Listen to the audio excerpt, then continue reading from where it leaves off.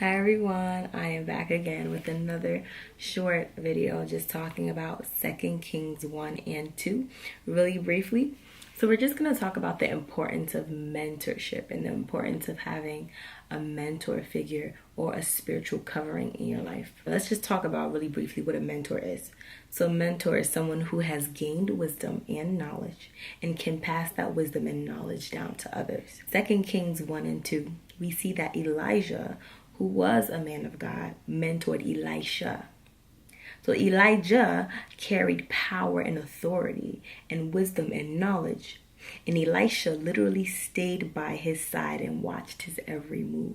In chapter 2, we see that Elisha constantly tells Elijah, "As surely as the Lord lives and as you live, I will never leave you." I mean, this guy was committed to his mentor because that's an agreement, right? When you're a mentee, you are agreeing to let your mentor guide you and lead you. It's crucial to understand that not everyone is fit to be a proper mentor, because being a mentor means you have to be patient with people.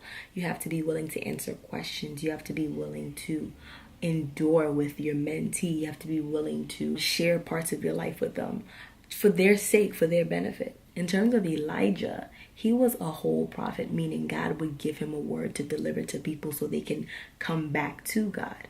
So he was definitely proper fit to be a mentor, which is why Elisha was just so committed to him, because this was a man who was obedient to God.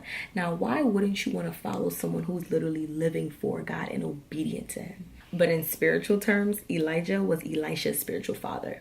So the world calls it a mentor, but if you're digging deep into the things of the spirit, that is a spiritual father. That is a spiritual covering that we saw here in 2 Kings 1 and 2. Elijah basically taught Elisha all the things of the spirit. He demonstrated power to Elisha and showed Elisha what it means to be a man of God. And after Elijah and Elisha part ways, we see Elisha pick up Elijah's mantle and continues the work of Elijah, and even does more than Elijah.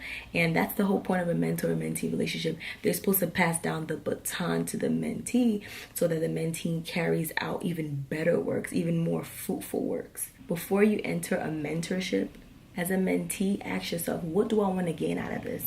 Elisha was clear to Elijah. He said, "I want a double portion of your spirit.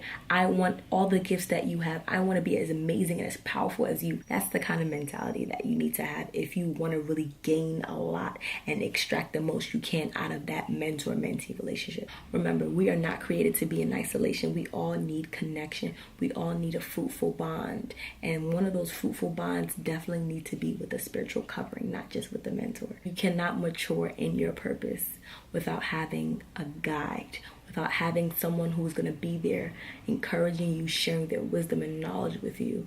You might think you're on the correct path, but you need an external perspective, a wise external perspective to realign you, to remind you, hey, you're not on the right path right now. You need to refocus. Overall, we should really understand that it's so important to have a mentor, better yet, a spiritual covering in your walk with God and just in life in general, because we are all on the journey of walking in our purposes. If you have a guide, which is what a mentor is supposed to be, and that's what a spiritual covering is supposed to be, you understand more so what your purpose is, and you walk more in alignment with God's will for you. So seek out spiritual covering, not just a mentor.